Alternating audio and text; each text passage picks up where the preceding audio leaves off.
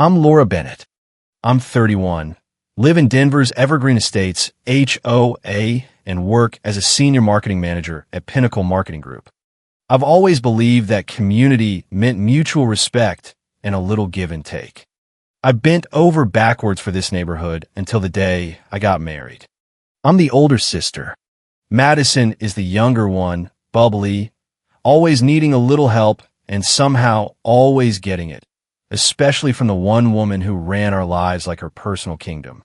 I stood there in my wedding gown at the Belmont Plaza, smiling through tears I couldn't explain yet. My mother leaned in, but it wasn't just her. Karen Simmons, the HOA president, was right beside her, beaming like she'd orchestrated the whole day. "We're keeping the gift money," Karen whispered, her voice all sugar and bylaws. Madison's condo, HOA fee, just doubled. "You don't mind, do you? It's for the greater good of the community." I smiled back, but not for the reason they thought. That was the moment I knew I'd never let the Evergreen Estates, HOA, control me again. The morning of my wedding had been perfect. March in Denver can be unpredictable, but that day the sky stretched endlessly blue above the city.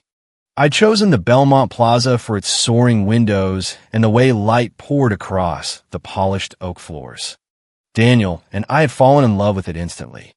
"You sure about the guest list?" my wedding planner had asked 2 months earlier, noticing how my hand trembled as I initialed next my parents' names and, of course, Karen's, because as HOA president she had insisted on attending to represent the neighborhood. "Community is complicated," I'd said, an understatement that made her nod knowingly. What she didn't know was how complicated. How Madison's latest divorce had consumed everyone's attention for months. How Karen had called me at midnight asking if I could volunteer extra dues to help Madison with her lawyer fees under the guise of a special HOA assessment.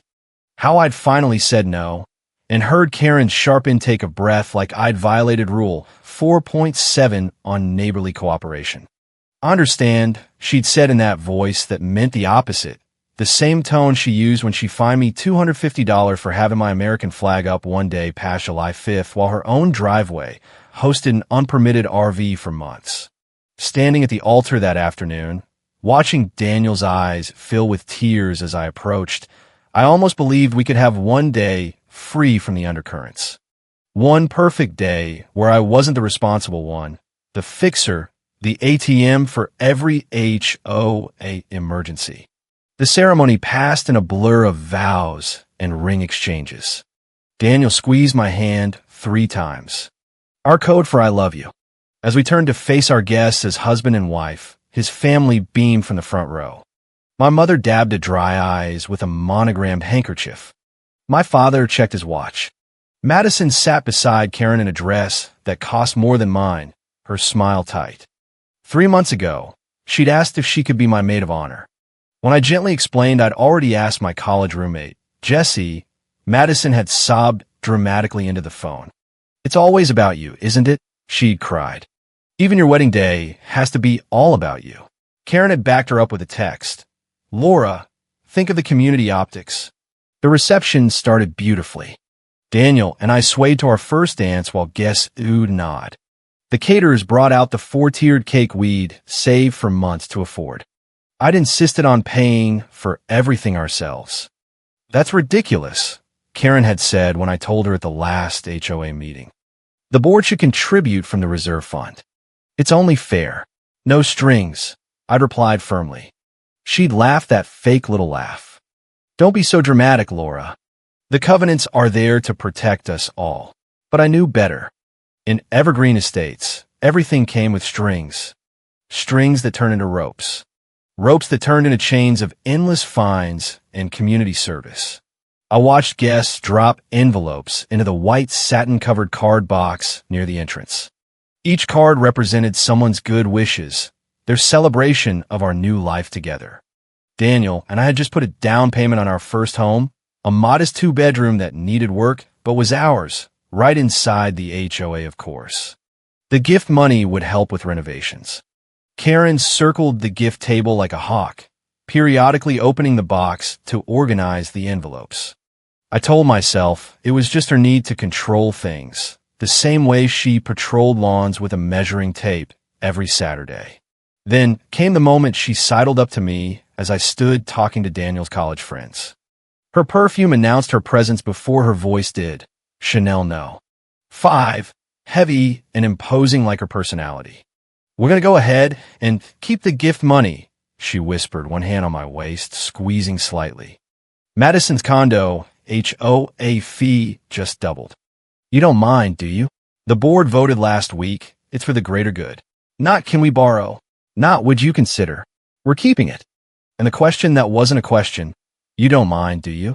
I had minded when Karen had taken my community contribution fund in 2017, $15,000 I'd saved working double shifts, vanished overnight to fund Madison's failed catering business that Karen had pushed as an HOA-approved small business initiative. "She has such entrepreneurial spirit," Karen had explained at the board meeting. "You've always been more practical."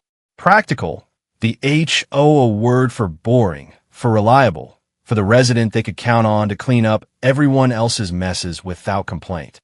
I had minded when Madison had borrowed my credit card just for the weekend in 2019 and maxed it out on a shopping spree. 3 missed payments later, my credit score plummeted just as Daniel and I were applying for our HOA approval.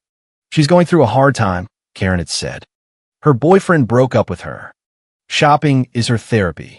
I had minded in 2021 when they'd pressured me to co-sign Madison's student loan consolidation, $48,000 in total. I'd refused, and Karen had called me ungrateful in the neighborhood newsletter. Ungrateful for what exactly? The privilege of cleaning up after Madison and the board for 30 years. But this, taking our wedding gifts announced with that smug smile, as if it were already decided, this was different. This wasn't just taking from me. It was taking from Daniel, from his parents who had contributed, from our friends who had written checks with loving notes about our future. I froze. My fingers clenched the bouquet. I couldn't believe what I was hearing at my own wedding in my white dress. Daniel saw my face change. He was beside me in seconds, his hand on my back. "Are you okay?" he asked, his voice low with concern. I looked at him. This man who had never asked me to be anything but myself, who had never made me feel like I was only valuable when useful, who had held me through tears when I'd finally told him everything about the HOA and Karen's grip. "I'm better than okay," I said. "I just got clarity." Karen was still standing there, expectant, waiting for my usual acquiescence.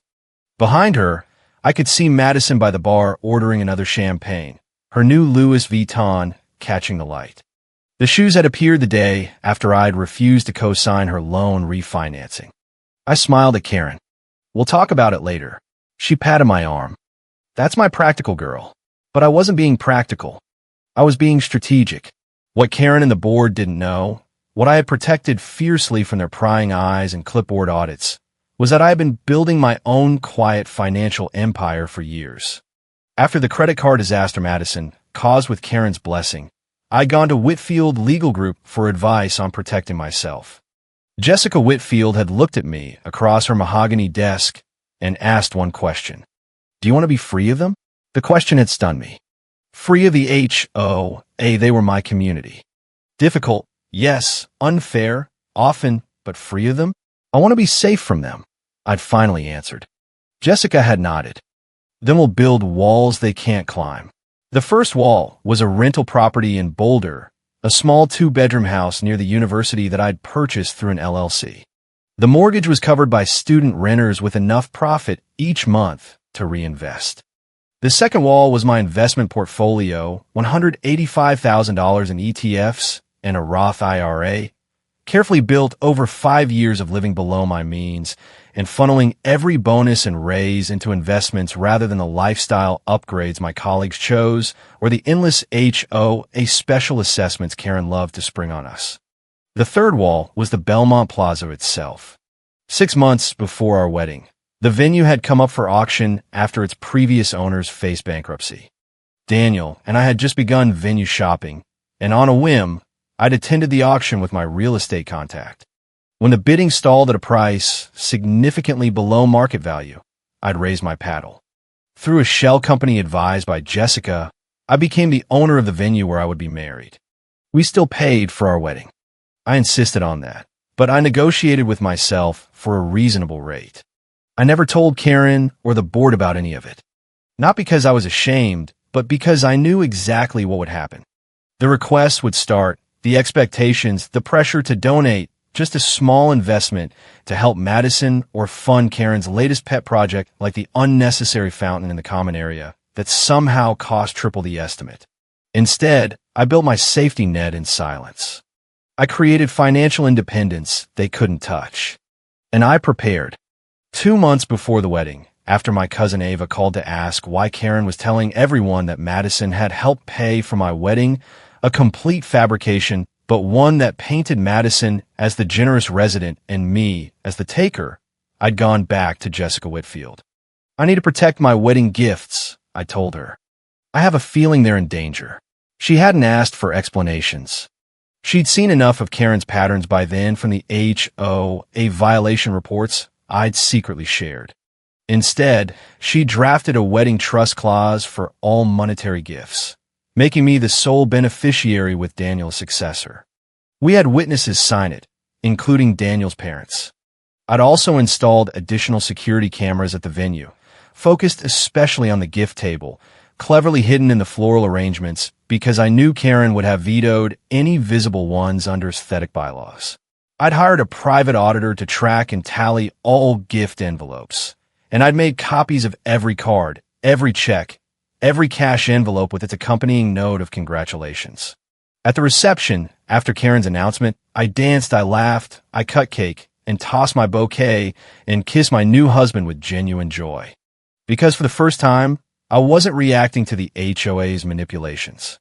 I was watching them walk into a trap of their own making. When they left with the gift box, Karen hugging me stiffly and my father patting my shoulder while Madison whispered about borrowing my dress design for her next wedding, I said only, "See you at the community appreciation brunch." That night, after everyone had gone and Daniel and I were alone in our hotel suite, I finally told him what had happened. "Karen took the gift money," I said, my voice steadier than I expected. "For Madison's condo fee, again." Daniel's face flushed with anger. "That's theft. We should call the police." I shook my head. "I have something better in mind." I showed him the trust document, the camera footage, the meticulous accounting of every gift. His eyes widened. "You knew they'd do this," he said, not a question. "I hope they wouldn't," I answered honestly. "But I prepared in case they did." "You pull me close." "What do you want to do?" "Wait," I said, "until the HOA community appreciation brunch. Let them think they've won. Let them spend the money. And then," he prompted, "and then?" Then I stopped being the practical resident. The weeks between my wedding and the brunch were surprisingly peaceful on the surface. I threw myself into work, into setting up our new home with Daniel, into enjoying married life while quietly noting every new violation Karen posted on the HOA portal. She called twice to ask if I thought more about Madison's situation. I deflected politely. "Remember the community appreciation brunch?" She reminded me during our second call. "Oakwood Country Club at 11. Your father's arranged a special table for the board." Of course he had. My father loved nothing more than being seen at the country club, surrounded by his HOA allies like some patriarchal success story. On May 14th, I dressed carefully in an emerald green dress that made my eyes look fierce. I wore the diamond earrings Daniel had given me as a wedding gift. I carried a black leather binder. I arrived at the Oakwood Country Club 20 minutes late, a calculated discourtesy that I knew would irritate my father and especially Karen, who valued punctuality above most virtues except her own.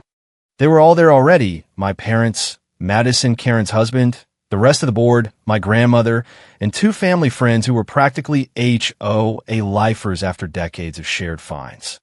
Karen was mid-toast when I walked in, raising her mimosa. How we're all community, and community means sacrifice. The irony was so perfect, I almost laughed. Instead, I interrupted. "Funny you say sacrifice, Karen, because here's what you sacrificed. My trust, my wedding, and $42,600 you had no right to touch." The silence was immediate and complete. Even the ambient chatter from nearby tables seemed to dim. I walked to the table and laid the binder down, opening it to reveal the first document, a spreadsheet itemizing every wedding gift, the giver, and the amount. Total $42,600. What is this? My father demanded. Accounting, I replied. Something Madison never learned. Apparently. I turned the page to reveal screenshots from the security cameras showing Karen collecting the gift box with Madison's help. Next page, copies of checks made out to Daniel and Laura Bennett, including one with the memo line, "Congrats, Laura, for your new home." "This isn't the time, Laura," Karen hissed, looking around at the neighboring tables where people were beginning to notice the tension. "You made it the time when you robbed me on my wedding day," I replied, my voice carrying just enough to make heads turn. My father leaned forward, his voice dropping to a threatening whisper. "We were trying to help your sister." "Help her steal, you mean?" came another voice. I turned to see Daniel's mother, Lydia, approaching our table. I hadn't told her what I was planning, but I'd invited her to join us, knowing I'd need an ally. Madison's eyes filled with tears, her default response when cornered. "I didn't know," she claimed. "I thought they were helping with my HOA fees from their account." "Liar," I said simply. "You were with Karen when she took the box. You helped count the money in the bridal suite while I was saying goodbye to guests. It's all on camera." My cousin Ava, seated at a nearby table with her parents, had her phone out. I could see she was recording. "Good. I filed a civil suit for theft and conversion," I continued, turning to a legal document in the binder. "My attorney has already frozen the joint wedding account where you deposited some of the checks." Karen's face had gone from pink to white. "You can't be serious." "I've never been more serious," I said. "You have a choice. Return every penny by June 15th, plus damages of $6,800 for emotional distress and legal fees, or we go to court. And trust me, you don't want this in court. We're the board," Karen growled. "You wouldn't dare." I turned to the final page in the binder. A deed. "Did you know that I own the Belmont Plaza? I bought it 6 months ago through Shell Company." Karen's champagne flute slipped from her fingers, spilling across the white tablecloth. No one moved to clean it up. "That's not possible," she whispered. "Neither is owning a rental property in Boulder that generates $3,200 in monthly income," I continued. "Or having investments worth nearly $200,000, but I have those, too." Madison's tears had stopped. She was staring at me like she'd never seen me before. "The difference between us, Madison, and between me and you, Karen," I said directly, "is that I built my life while you were busy spending everyone else's money, including mine, all under the cover of HOA community support." Karen started, reaching for my hand. "Laura, please." I stepped back. "I'm done with all of it. The guilt trips, the manipulation, the community means sacrifice. Community should mean support going both ways. It should mean respect." I closed the binder and straightened up. "You have until June 15th to return the money. After that, we let the courts decide and the internet." I nodded toward Ava, who gave a little wave with her phone. "You wouldn't humiliate us like that," Karen said. But her voice lacked conviction. "Like you humiliated me, taking money from my wedding, lying to the neighborhood about who paid for what." I shook my head. "I think we're past worrying about humiliation."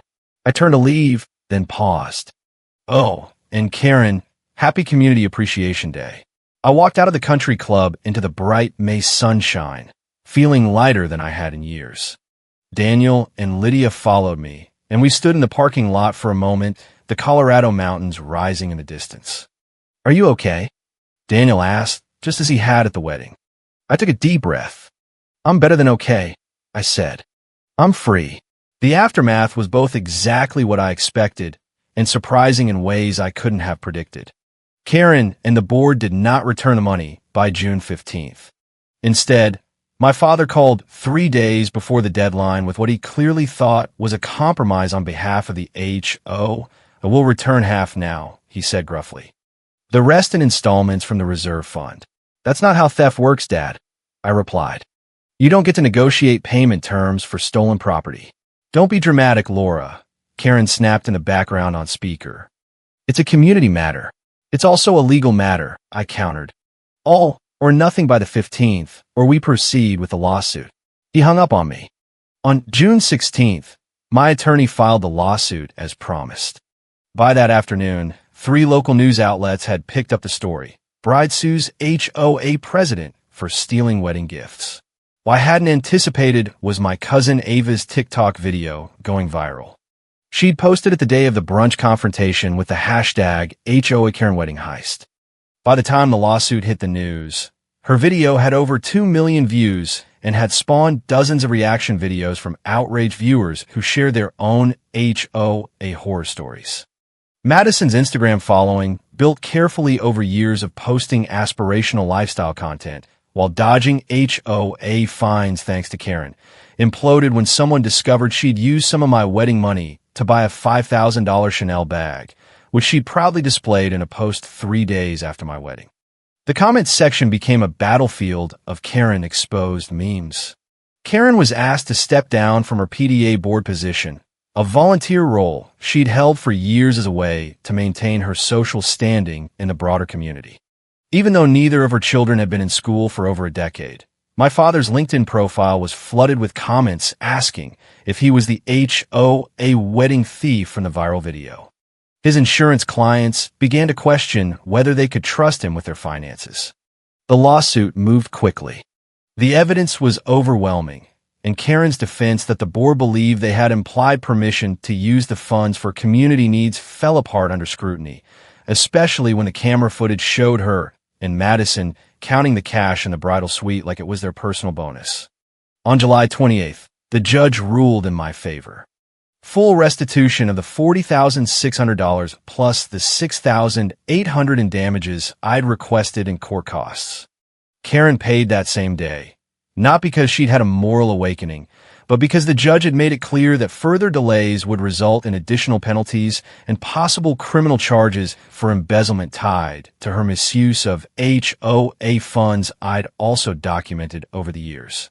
That evening, Daniel and I sat on our back deck with glasses of champagne, watching the sunset paint the sky in shades of orange and pink. To community, Daniel said, raising his glass, the kind we choose. I clinked my glass against his. And to clarity, I added, sometimes the most valuable gift comes in unexpected wrapping, like an HOA violation notice. Madison tried to call me 3 times in August. I let each call go to voicemail. Her messages evolved from tearful apologies to angry accusations that I'd ruined Karen's reputation and her own social media career. After the 3rd call, I texted her. I didn't ruin anything. You and Karen made choices. Choices have consequences. I'm just done cushioning everyone else's falls. She didn't respond, but she stopped calling. My father sent a formal letter through his attorney in September demanding that I cease and desist from making defamatory statements about the board and Karen. My attorney responded with copies of the court judgment and Ava's video, pointing out that truth is an absolute defense against defamation claims. There was no further correspondence. Thanksgiving approached, the first major holiday since the wedding and lawsuit. In previous years, I would have been stressing about what to bring, what to wear, how to navigate the HOA potluck without triggering Karen's criticism or Madison's insecurities. Instead, Daniel and I sent out invitations for a chosen family Thanksgiving at our newly renovated home. We invited his parents, my college friends, colleagues we'd grown close to, and neighbors who had quietly messaged me support after the viral video, tired of Karen's reign too. Ava called to ask if she could come too. Karen uninvited us from the HOA potluck after the video thing, she explained. Of course, I told her. Bring your famous apple pie. 23 people gathered around tables we'd set up in our living room and dining room. The conversation flowed as easily as the wine. There were no eggshells to walk on, no undercurrents to navigate, no scorekeeping or simmering resentments about whose lawn was greener or whose flag was one day late. After dinner, as people broke into smaller groups for board games or football watching, Daniel's mother pulled me aside. I'm proud of you, she said simply. Standing up to that kind of control is the hardest thing to do, especially when you've been conditioned your whole life to put the community first. I hugged her, thankful beyond words for this woman who had shown me what real support should look like. Later that night, after everyone had gone and Daniel and I were cleaning up, my phone buzzed with a text from my mother. Your absence was noted today. Community should be together on holidays. The door is always open when you're ready to apologize. I showed it to Daniel, who raised his eyebrows. Apologize for what? Expecting basic respect? For disrupting the system? I said, they need me to be who I've always been, the fixer, the provider, the one who sacrifices. They don't know how to function without that dynamic. I deleted the text without responding. There was nothing to say. In December, I received a promotion at work, Senior Director of Marketing Strategy, with a significant salary increase. My boss cited my remarkable ability to set boundaries and prioritize what matters as one of the reasons for my advancement. I laughed when he said it. If only he knew how recently I had developed that ability after years of HOA conditioning. For Christmas, Daniel and I took a 2-week trip to New Zealand, something we dreamed about for years, but had always put off because of HOA obligations and financial concerns. Now, with our wedding money recovered and my promotion, we could afford it. Standing on a mountain overlooking Milford Sound, the most pristine place I'd ever seen, Daniel took my hand. Any regrets? He asked. I knew he wasn't talking about our travel choices. Not one, I answered truthfully. I miss who I wish they could be, not who they actually are. He nodded, understanding as always. We returned home in January to find a certified letter waiting. Karen and the board were selling the HOA management contract and moving operations to a new company in Arizona for retirement. The letter was a formal notification that they were disposing of any remaining community possessions of mine still in the shared storage. I had 30 days to collect them or they would be donated. I drove to the clubhouse alone on a cold Saturday morning. My keys still worked. The building was half-packed, boxes stacked in the entryway. My old volunteer files had been Madison's office space for years, so there was nothing of mine there. I went to the attic where Karen had stored old HOA keepsakes. There were only 2 boxes with my name, one containing neighborhood newsletters and violation notices I collected as evidence, the other holding a few childhood photos from community events and my high school graduation gown. As I was about to leave, Karen appeared at the bottom of the attic stairs. I thought I heard someone, she said stiffly. I nodded, boxes in my arms. Just getting my things. Madison's moving to Arizona with us, she said as if I'd asked. She's going to help with a new consulting business. Of course she was.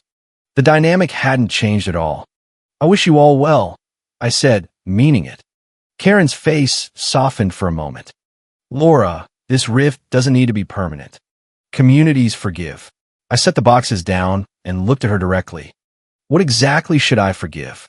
The years of favoritism, the financial abuse, the wedding theft, or the fact that even now you can't admit any of it was wrong? She stiffened again. We did the best we could with the covenants and 2 very different residents. I picked up my boxes. Yes, you did. And now we all have exactly the relationships we've earned. I walked past her, down the stairs, and out the door of the clubhouse for the last time. Spring came to Denver, bringing the first anniversary of my wedding. Daniel and I celebrated quietly, just the 2 of us at a mountain cabin for the weekend. What a year, he said as we sat by a fire, snow still visible on the distant peaks. The best worst year, I agreed, leaning against him. My phone buzzed with a text from an unknown number. I almost ignored it, but curiosity won out. It was Madison. I'm not going to Arizona after all. Things got weird with Karen. Can we talk? I showed Daniel, who raised an eyebrow. Your call, he said. I thought about it for a long moment, about patterns and cycles and the possibility of change, about the difference between forgiveness and reconciliation, about boundaries and second chances. Maybe, I texted back, but we need to start with honesty about everything. 3 dots appeared as she typed a response. They disappeared, then reappeared. Finally, I wouldn't know where to begin. I smiled sadly. That's actually a perfect place to start. I put the phone down and turned back to Daniel, to our fire, to the life we were building together, a life with clear boundaries and chosen community. A life where love didn't come with hidden costs or silent obligations. I didn't know if Madison was capable of the kind of honesty that would make a relationship between us possible. I didn't know if Karen would ever recognize the harm she'd done or take responsibility for it. What I did know was that I was no longer waiting for their approval or acceptance. I was no longer putting my life on hold to fix theirs. I was no longer defining myself through their expectations or the HOA covenants. The gift Karen had unintentionally given me on my wedding day wasn't just the catalyst for reclaiming what was rightfully mine. It was clarity.